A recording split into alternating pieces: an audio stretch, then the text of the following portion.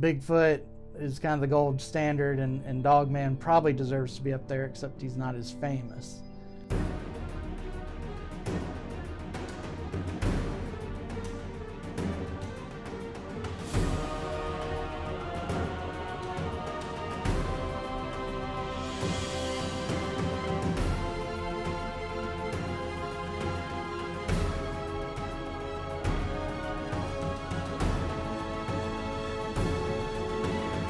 I think probably one of the most well-known examples of strange creatures, and specifically a dogman, is Anubis from the Egyptians. We're talking 5,000–6,000 BC, 7,000–8,000-year-old tablets and things like that. And one of their gods was Anubis, god of the underworld. And he was a human for the most part, but had the head of a dog, or the head of a jackal more specifically.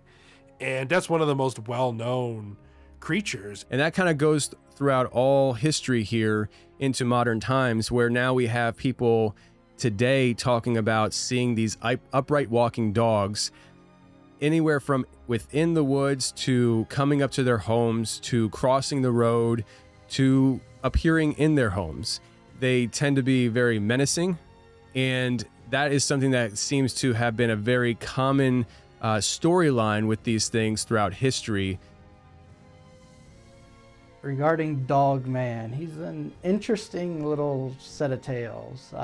You know, he's certainly not as popular as the Loch Ness Monster or Sasquatch, but he certainly is fairly well known by folks in the know. I've seen it reported that there's been more sightings of Dogman than there have been of Sasquatch.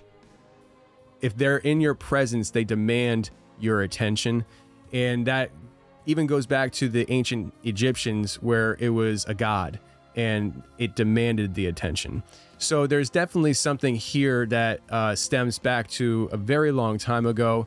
I think there's a lot of people out there throughout history who have had experiences with this creature, if you want to just call it a creature, but they have not talked about it. And I think as the century turned, the last 20 years with the advancement of technology, I think humanity has gotten to a point where people are more open to discuss these kind of topics because they read other people's experiences on the internet far more than they could have before. And so the scope, the perspective has grown a lot because of the access to information, which has allowed people to feel more comfortable coming forward and talking about this stuff. And I think that's why we're having a lot more reports today than we would have maybe 20, 30 years ago. In Dogman encounters, people who have experienced these things all across the United States, they get a feeling of immense dread, of immense evil. And you think about our relationship that human beings have with wolves.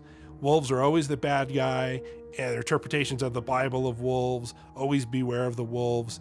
And wolves in real life, if you meet them, they're very shy creatures and avoid humans. You know, I mean, there are reports of them attacking people, but it's very, very rare. Not like bears, you know.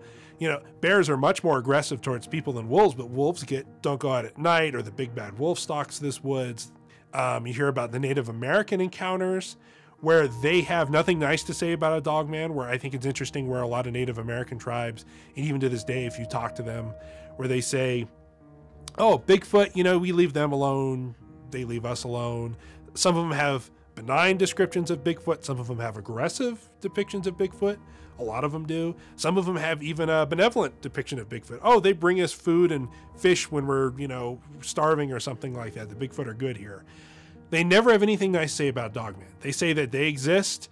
Some of them, you know, if you look into the skinwalker type stuff, especially in the Navajo tribe and some of the southern tribes of the United States. There's people who talk about when they see a dogman, not just fear, but the sense of evil comes over them.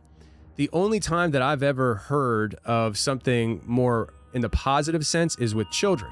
I talked to a woman who had ongoing interactions with the creature, and it was not terrifying at all for her, but she was a child. Recently, I talked to a man that his friend told him as children that he wanted to take him to meet his friend out in the woods. So they went out in the woods. They came across an old shack like out there in the middle of nowhere. And his friend goes up on the porch, looks in the window, and he says, oh, good, he's home. And he said that there was a bunch of like chewed up like toys on the front porch, and he goes up and looks in the window and he sees an upright standing walking dog inside this house. And it was like the dog's house. And he obviously freaks out, runs away and stuff. But the point is, that kid that took him there believed that that was his friend. And so there is this little bit of a pattern that I'm starting to see where people are having very positive interactions with these things, but it's always, in my case, and with what I'm seeing, it has always been with them as a child. And the whole legend behind Dogman is very interesting. First of all, you know, we see Sasquatch or Yeti or Bigfoot or swamp ape or whatever you want to call it showing up literally all over the world. But no one claims it. Dogman, for whatever reason, is regionalized.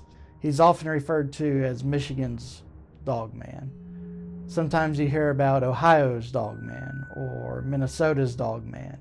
You even have the Beast of Bray Road, which I think is in Wisconsin, which seems to be a Dogman entity. And so despite appearing in, I think it's 48 out of 50 states in the United States and on 6 of the 7 continents worldwide, Antarctica being the only exception, you know, it's most commonly known as the Michigan Dogman.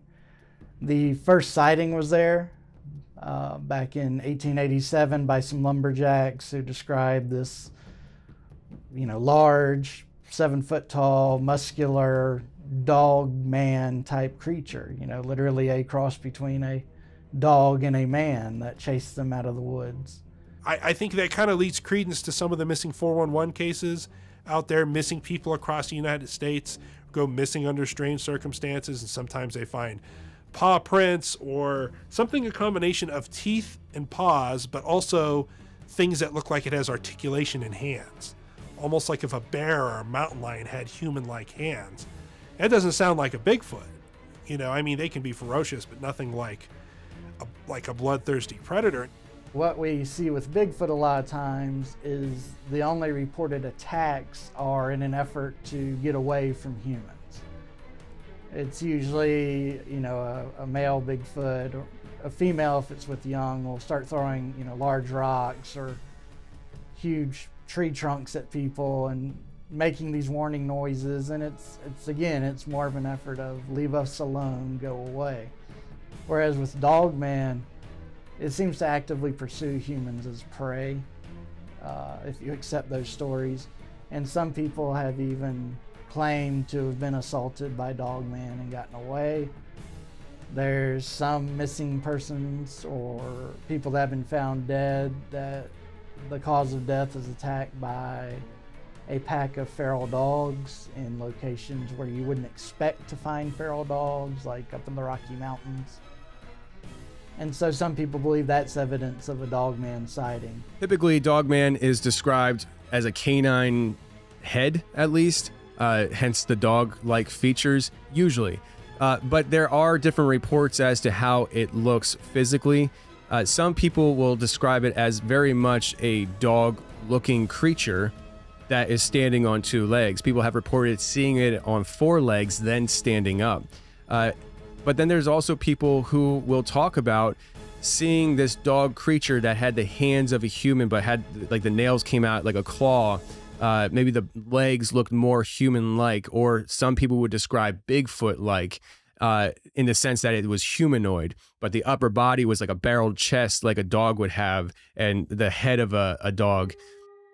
And I think just on a surface level, seeing a Bigfoot upright walking, a lot of people mistake him for humans. That's why a lot of people don't shoot Bigfoot even if they have a gun on them, is they're afraid they're going to shoot a human. Homicide, hominid, you know? But when you see an upright walking dog, there's nothing in a fossil record to support an upright walking dog. It's a freak. It's a monster. Not to mention all the werewolf movies that were popular 10, 15 years ago. It's in our psyche. And I think going back to the whole wolf thing, it's something almost like a genetic memory. I think that's one of the reasons why Bigfoot is scary, because there's kind of a genetic memory of maybe as a hominid species when we were smarter, but we weren't necessarily the biggest and toughest. You know, Dogman's kind of also unique in that it's not a solitary creature. a lot of the reports discussing a dog man coming after them, but there's been plenty of reports too that they will hunt in small groups, 4 or 5 at a time. There's been claims as many as 20 hunt together.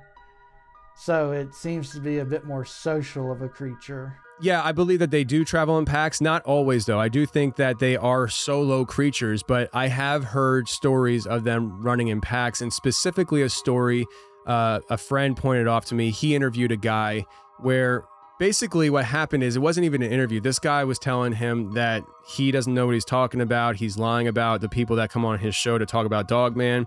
So he basically sent the guy out to an area where he knew the guy would have an interaction with Dogman. It was in Kentucky. He had a friend of his meet this guy, and this guy took this man down into the woods as far as he was willing to go. And he's like, this is as far as I go. Go down this way and, you know, hang a left, and down in that ravine, you'll have an encounter kind of thing. And what the guy did wrong was, the man who was telling him the instructions from that point to how to carry this whole thing out said that you take your truck down the road to this point and then you get out. Well, he didn't do that. They just went. And what they encountered was multiple dogmen chasing them out of it was some kind of like holler. And that's why he said take the truck down this point, because you're going to need it closer. But they actually made it to the truck. They got out, but they reported having multiple dogmen chasing them. So to me, that tells me that they do run in a pack. But I don't think always, because most often I've heard people report these things as seeing a dogman, not many dogmen. If there are people out there that are seeing many dogmen, maybe the reason why we don't hear about it is because they're not surviving the situation. I think when you talk about werewolves and Dogman and strange upright walking canine creatures people see, is there something to the demonic witchcraft with somebody transfiguration changing into a werewolf? Maybe it depends on how far you're a believer in that kind of stuff. I think that's going to be a lot harder to prove. Dogman actually is the origin of those legends. I think that pop culture, I think society, as far as your subconscious goes collectively, at least on some level, pulls from some piece of truth and reality. Now, a lot of people want to say that Dogman and werewolves are kind of the same creature, born out of the same fairy tales. And that's fine. They very well could be right. You know, the one thing I find interesting is werewolves have been in literature to some degree going back to the Epic of Gilgamesh, which I think was 2100 BC. Yet the first reported sighting of Dogman is in 1887. So you've got thousands of years, literally, where you've got werewolf stories, but you don't have dogmen stories. There's no reports of men changing into beasts outside of the Skinwalker lore. I think that these creatures have been around for a very long time. And I think that in that time, we've tried to mimic things as humans. And you can go down the occultic road, and you can go down what that entails. But there have been people who have claimed to go through occultic rituals to transform their bodies into being a werewolf. And so when they say werewolf, I take them for at their word, in the traditional sense of a werewolf, where a werewolf is transforming from a human to a dog man creature and then back. There are people who are, you know, deep into the occult that say they can do rituals that will turn them into that. Now, the rituals will vary from person to person as they describe it. So some people will talk about how they go through a long, drawn-out process that's very painful to become a werewolf. And then there's other people who will talk about more in-the-moment ritualistic things that, like, they'll wear the skin of a wolf and they'll do rituals to transform into a werewolf. And there's a whole line of thinking with that, where some people believe that when somebody comes across a dogman, maybe they aren't seeing what is actually there, but they're coming under the spell of the person doing the occultic ritual. I think as the society has kind of accepted that werewolves, the whole idea of a man changing involuntarily into this, you know, paranormal creature of the night, probably does not exist. But there's a lot of people out there that, because they've had this creature in their lives since childhood, because they grow up on the property that their grandparents grew up on, and it's just been in the family for years, and these creatures have been on the property for years, for decades, that they view it as just a normal creature that they have to deal with. And that is the very exact situation that some people dealt with in Kentucky that I've actually talked with. He believes that it's just a normal creature out there in the woods somewhere. Now, for me, when you say Dogman, about 80% of the reports, the classic thing that comes to my mind is your werewolf-looking creature, upright walking canine with a narrow waist but shoulders, and dogs when they stand up don't have shoulders. This creature that stalks the woods of North America and Europe, and seen in South America and in Mexico too. They have their traditions of the Dogman all across the border. You kind of don't see them very much in Canada or Alaska. I think there's bigger, badder things that maybe keep them in check. Or they like cold because Minnesota gets cold. The Beast of Bray Road, Michigan gets cold. Wisconsin gets cold. But you don't hear about them necessarily in Canada or Alaska. The best evidence for me to receive, like if I'm looking for reasons to believe in Dogman, for me on a personal level, I am looking for people who have seen it and are able to describe it to me. And so I like the idea of people coming forward and sharing their stories as to what they saw in detail, what they went through. I think those are probably the best evidences, in the sense that you get a sense of what that person went through at that moment. And whether you want to believe that they saw what they think they saw is irrelevant to the fact that you talk to some of these people and you're like, they definitely went through something. I may not believe what they think they saw is reality and real, but they definitely feel like they went through something. Dogman, again, it's not as popular as Bigfoot and some others, so you don't see as much writings, sightings, literature about it. But from what I've seen, you know, some people claim there's up to 7 different types of Dogman. The 2 most common are known as type 1 and type 3. Type 1 is literally the oversized, ginormous dog, you know, that chases people through the woods and into the night. Type 3 Dogmen, I think, are more akin to kind of Bigfoot, but with a dog's head on it, you know, a very big, muscular, broad-shouldered body. They are seen all over the United States. I don't hear a lot of, not saying they're not there. When I say they're not in a place, that's just I haven't heard a report. If someone told me of a report, I would not be shocked. But the Pacific Northwest, kind of maybe Idaho, west of Idaho, kind of northern like north of California, the Pacific Northwest, most of Canada, Alaska, I haven't heard very many reports of Dogmen at all, an upright walking canine creature at all. Plenty of Bigfoot in those areas. Maybe there's so many Bigfoot they displace. You know, certain predators will displace other predators. They stay away from each other. But the southern parts of the United States, pretty much Florida, Georgia, South Carolina, all the way through Texas, all the way through the southwest of New Mexico, Utah, Nevada, Southern California, even going on up as far as like Fresno and through the Sierra Nevadas. I think that they're kind of all over. And I view Dogman very much in the same light as Bigfoot in that sense, because just this morning I had somebody reach out to me on Instagram asking if Dogman is in Arizona. And though I didn't have any specific cases in my folders or anything like that of Dogman being in Arizona, I've heard of Bigfoot being in Arizona. And I told the person, if Bigfoot has been sighted in Arizona numerous times, I don't see why Dogman couldn't be in Arizona as well. I think some of the biggest misconceptions about Dogman are that it's a solitary creature that hunts at night, when there's been plenty of reported stories. Again, it seems to be a pack animal, and there's lots of reported sightings of this creature during daylight hours.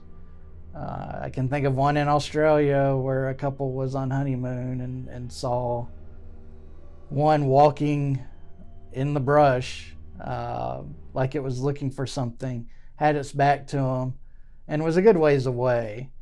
But it was, you know, around lunchtime, sunny day, no clouds in the sky.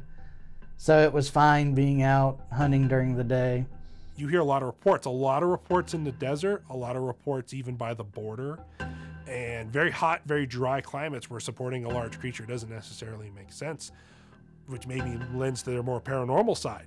But a lot of people report them there. There's lots of stories of the Border Patrol of immigrants running to them, running from the Los Lobos that runs on 2 feet, you know, crazy stories.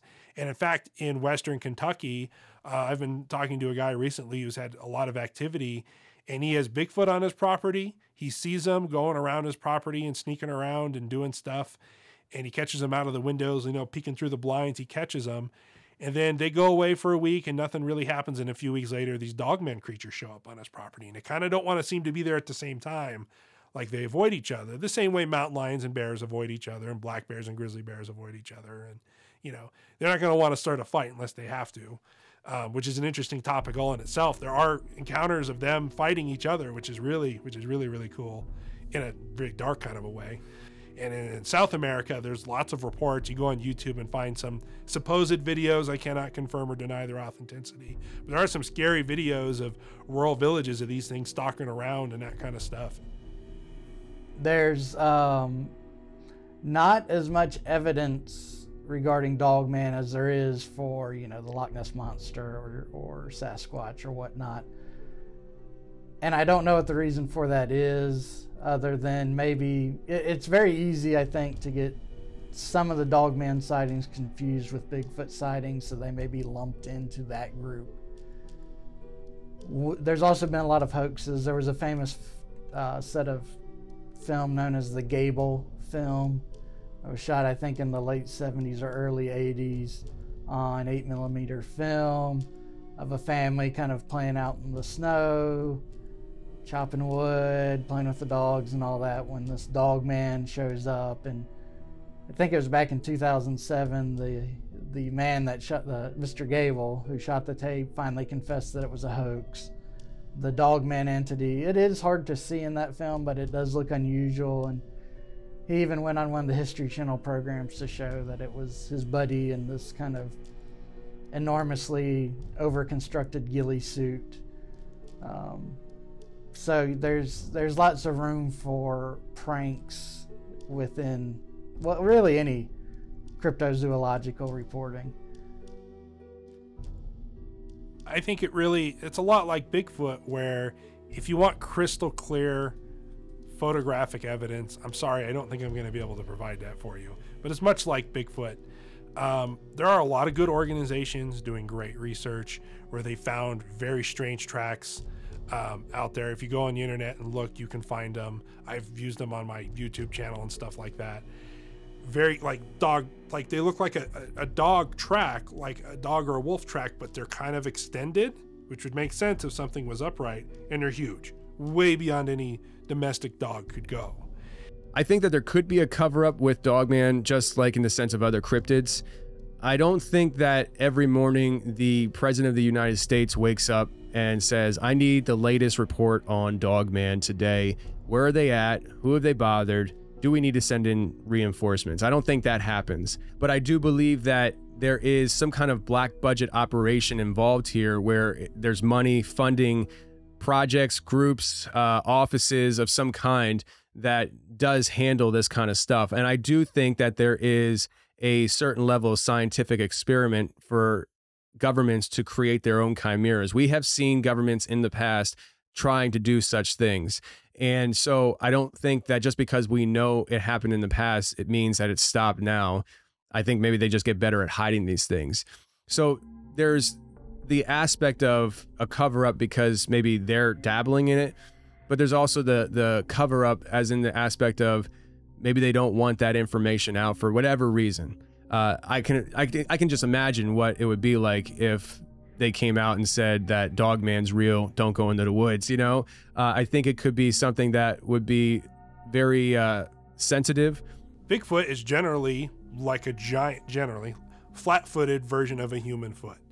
And Bigfoot can't really have arches because they're so big, they would crush them. So Bigfoots leave big, flat, almost kind of rectangular foot, where this is a very, you know, cats, like mountain lions and tigers, they have semi-retractable claws. So when they leave a print, they don't leave claw prints. But dogs do, wolves do. These dogmen appear to leave these kind of elongated dog prints, and you can see claw marks digging into the snow or dirt or wherever the median that it's left. The other thing too is hair samples are out there. People have collected strange hair samples in the past. People have also come across strange kills. Deer that seem to be killed by a creature that doesn't exist in that portion of the woods or is unknown, or animals that were eviscerated and killed, but buzzards aren't going near. Even the bugs aren't even eating. Very strange stuff, like they're marked or something. And people finding carcasses of various animals in the woods or on a property with no blood, but it's dead, like it was killed somewhere else. And people describing to me like it was an ambush, like they're coming, oh, what's going on with this weird dead animal? And they feel like they're being watched, or they hear something moving in the bushes. And it's almost like, well, they didn't want the deer, they wanted me. For whatever reason. I mean, you think they'd rather eat the deer, which gives them a more scary paranormal thing, that they're interested in people. I do know that one of the most compelling pieces of evidence I've seen is known as the OnStar recording. It's where a man and woman are driving down a road at night, and they use the OnStar service, which was one of those emergency in-car buttons that would dial authorities for you. And they reported that they drove off the road because a large something ran into the middle of the road, and the husband swerved to miss it, and they ended up in a ditch. They weren't hurt, and they tried to describe to authorities what it was. Was it a deer? Was it a bear? And he said, well, honestly, it looked like a really, really big wolf walking on its hind legs. And in the course of reporting this and giving this description, you hear a very strange noise, the husband and wife scream, a giant crashing sound or smashing sound, and then nothing. It goes blank. From that point on, it's the OnStar representatives basically saying, sir, are you there? So that one's very unusual, and it's hard to explain away. I'm not sure traditional science even wants to acknowledge the topic of Dogman. I think maybe traditional history could acknowledge the topic of Dogman, as I stated earlier, with the ancient Egyptians. And you can look at the historical context of these creatures being in what you would call folklore, not real true stories. But as far as science goes, I don't think science wants to even touch it. I don't even think science wants to acknowledge the fact that Dogman is a possibility. I think Dogman is a far more extreme topic to consider for science than even Bigfoot is. And we know that Bigfoot is something that they don't want to touch. But there have been scientists that do go into the topic of Bigfoot. I don't know off the top of my head very many scientists that have dabbled seriously in the Dogman community looking at the facts of Dogman. But some of the stuff, like in Kentucky, where they have very sporadic mountain lion type kills and stuff like that, and very sporadic sightings of mountain lions. They don't have giant bears, and that mountain lions tend to go for the throat, and some of these creatures have no neck damage.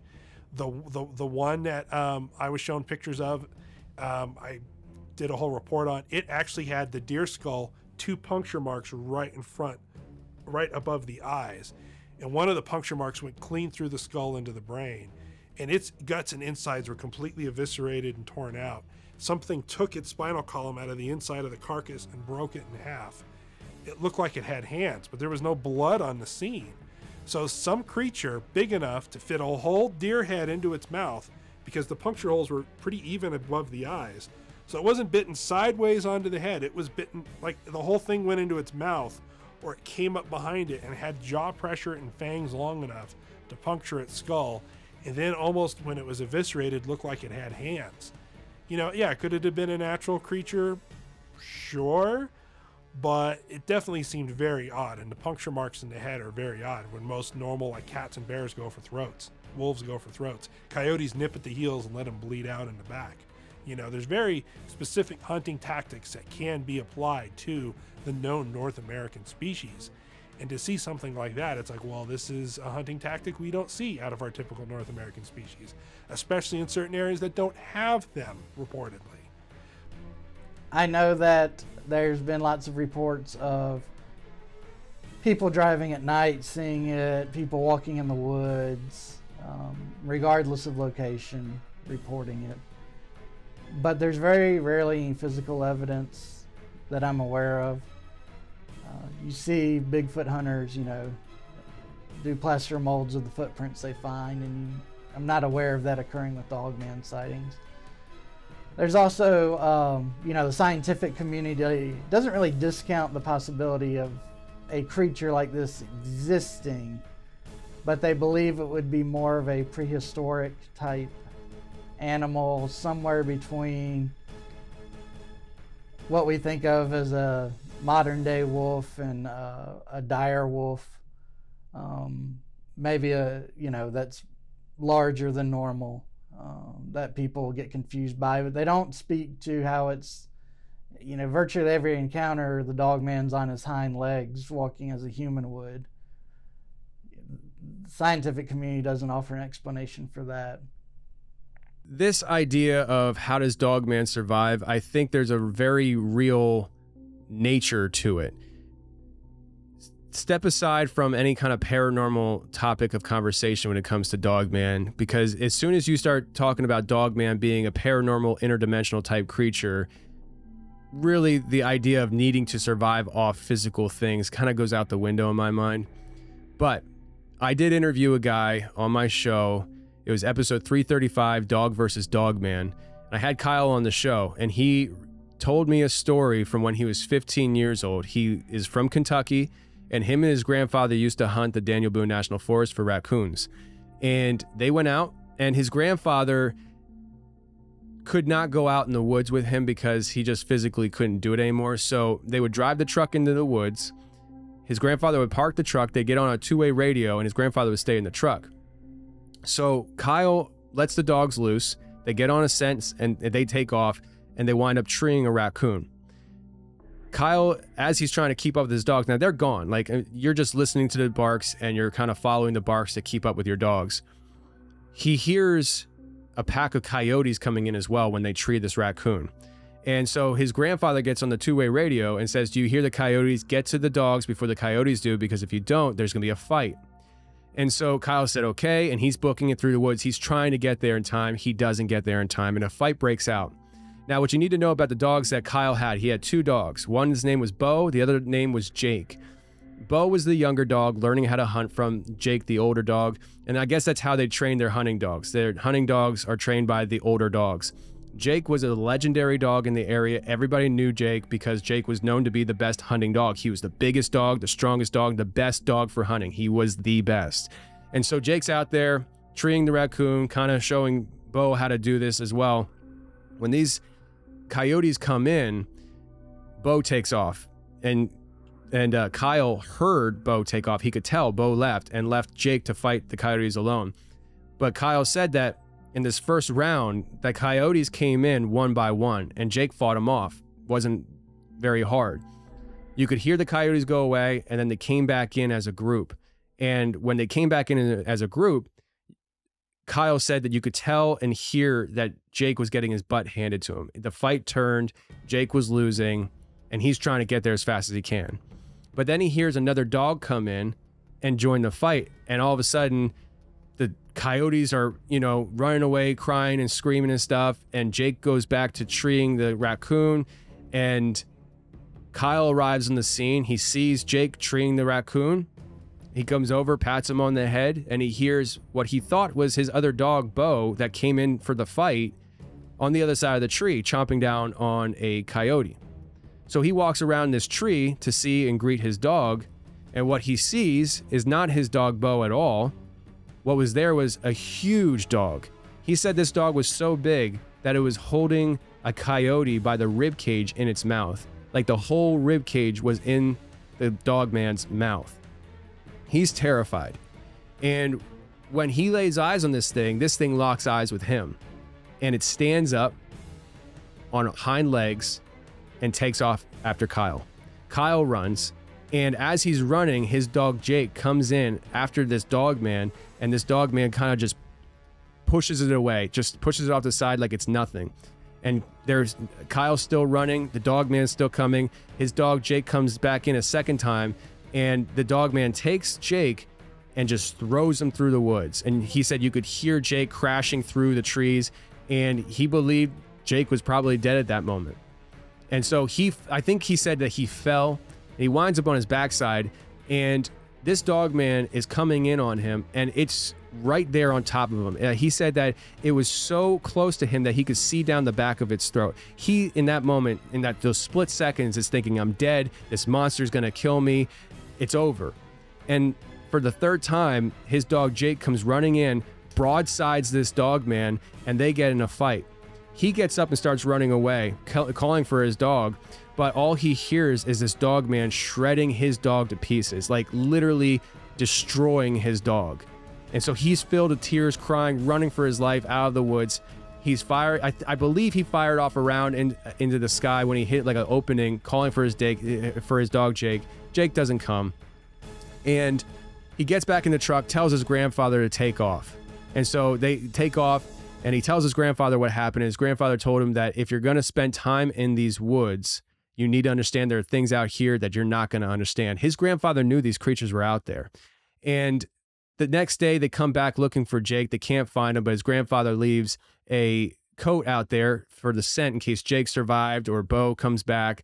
They go back out that evening, and they see a dog alongside the road, and they get out thinking it was Bo, and it turns out it was Jake. Jake actually survived the attack. His ears were shredded like noodles, he said. I mean, his dog was in really bad shape, but his grandmother actually nursed the dog back to health, and Jake actually lived to be an old dog and went out hunting again. He said Jake was never the same hunting dog again, but he did go out hunting and doing what he loved to do. I say that story to kind of draw this picture of a very natural, real environment. And in that environment of hunting, where a dog is treeing a raccoon, wanting to kill the raccoon is food. Then there's coyotes coming in on the dog because the coyotes view the dog as food, and they think that they can all gang up on the dog and kill it. Why would they kill a dog? To eat it, right? But that doesn't happen because this Dogman came in during that fight and wound up going after the coyotes and killing one and eating it, right? There's something about the coyotes that brought in that Dogman. Maybe it was the howling. We're not sure. But one thing's for sure is it wasn't coming in to save Jake. It was coming in because it heard food. And so I think there's a very real natural survival tactic here where it's just hunt, eat, survive. And so if these creatures are physically real, not paranormal in any nature, just physical creatures out there existing, then I think that their survival tactics is simply hunt, kill, eat, survive. Just a lot of strange phenomena, but I think the biggest bulk of information, much like Sasquatch, is through eyewitness encounters. I've talked to people who are trembling with tears in their eyes as they told me their encounters, some of them from 40, 50 years ago. Dogman has only kind of recently been in the vernacular on YouTube, on the interwebs, that kind of stuff, in the last 10, 15 years. 20, 30 years ago, yeah, maybe you heard of the Michigan Dogman or the Beast of Bray Road, but those were very localized reports. Right now, by and large, we have nothing but reported incidents from individuals or small groups to go by, which it's hard to buy into a creature really existing, but for, again, it's probably the most reported cryptid in the world. Now, how people in Michigan and in the western United States, the southern United States, Canada, England, Australia, Singapore are all describing the same creature more or less, that one's beyond me. I can't explain it. So it does lend some probability that there's something going on here. you have people who claim to have seen Dogman hunting coyotes and killing them and eating them, very physical. Well, you also have people claiming to have seen Dogman do supernatural things. So, some of the things that we have heard on my show, and you can say that that it's not a Dogman, or maybe it is, but we've heard on my show people talk about how they're in their home and these creatures appear in their home. There's no broken door. You didn't hear it come in. All of a sudden you open your eyes and it's standing there in your bedroom watching you sleep. These creatures are known for that kind of activity. So there's a real paranormal angle there. How does it get there? How does it get in? Is it just sneaking in through a window and we can't figure that out? Or is it appearing? One could argue that somehow it got in the house and, you know, it's standing in the middle of your room, just watching you sleep. Maybe. But then we have people who are involved in witchcraft. So I have a friend, and he tells this story where he was interviewing a woman for, I believe, a book that he was writing, and she was a witch, and she was talking about the school of mystery that she was learning how to be a witch in. So apparently there's schools of mystery out there. So it's not just in Harry Potter. There's actually schools out there that teach witchcraft and people how to do sorcery. And she was attending one of these schools, and she said that in one of the classes, she was learning how to open portals. And when they opened up a portal, what she saw come through was an upright walking dog. And so where are these things really coming from? We have other people talk about their experiences with Dogman and how at one point in time they thought it was a very physical creature, but then as they got more information about that encounter, because they had it with multiple people, other people saw things that wasn't what they saw in that moment, leading that person to believe that there was a paranormal angle to this. There's this theory that's going around where people believe that maybe these are interdimensional creatures, and the longer they're in this dimension, the more physical they become. That might explain some of the things that people claim to have seen, or that we've seen ourselves, such as the video that I talked about earlier with the man on Facebook, where in that video, people saw it live happen, where this thing ran by the camera and it looked transparent. You could see it, but there was parts of it that looked transparent, like it was almost metaphysical. And so this idea of metaphysical Dogman does circulate around, and I do think that there is some teeth to those arguments as well. And the more you collect stories, the more you start drawing this picture of this creature being physical, but not always physical. So does that mean that there are two different creatures? Does it mean that it controls if it's physical or not? Or are there different types of these creatures? They're the same creature, but just different types, and they have different abilities. Those are questions that remain to be answered. But the fact is, there are a lot of people out there claiming to have seen Dogman do very paranormal things. And I think those people need to be given credit and paid attention to just as much as anybody else who say that they just saw a Dogman walking across the road and it seemed very physical. In the Bigfoot world, if you see one out in the woods or one crosses the road or something like that, no one's going to have a problem with you sharing your story. No one's going to question you or come to your house or make idle threats or hack into your computer. But if you have, much like with Bigfoot, if you have footage of them, good photographs, DNA evidence, trail camera footage, repeatable hard evidence, there seems to be some organization, government or otherwise, who knows, that wants to keep the existence of these things under wraps. And going off on kind of a tangent of the government cover-up, there is a disproportionately large sightings of these things around military bases, especially DUMBs, deep underground military bases, where there's mountainsides and areas, think NORAD, acknowledged or not, Area 51, where there's military bases that are maybe not on the map, but are marked military, or there's one or two buildings above ground, but there's a whole complex. And there's a lot of reports of the woods around these deep underground military bases and known military bases. It's almost like they're a guardian, or that they were let loose, or that they were set out there, or what business they have that the military knows about them. And there's even some insiders that have come forward saying that, yeah, they have tracking collars. Some of them are a natural creature that's been around for thousands of years, and other ones are genetically modified, and they have a tie to the government. You know, the government knows about Bigfoot and they track them. And they also know about these creatures and they track them too. Again, it's not a critter that seems to garner a lot of attention compared to more of the popular cryptids. Going into these situations, whether it's going into an experience or going into wanting to think about these things, you carry a worldview, and that worldview is going to shape how you think and view these topics and your experiences. So I wouldn't say that the public is missing or hitting on anything about Dogman, but I would say that it is very much determining on how you see things going into the topic as to how you'll see the topic and perceive certain things within it. So that obviously arises a lot of arguing back and forth amongst the culture and the communities. You know, some people believe that Dogman's very physical, it's just a hairy monster that wants to eat you. And then other people believe that it is interdimensional and that it's not gonna hurt you, it just wants to scare the hell out of you. I personally believe that both can be true. I very much straddle the fence on this willingly and openly. I don't know what Dogman is to say that very definitively, here's the answer. I just know that I've talked to a lot of people out there who have had varying experiences that leaves me questioning, what is this?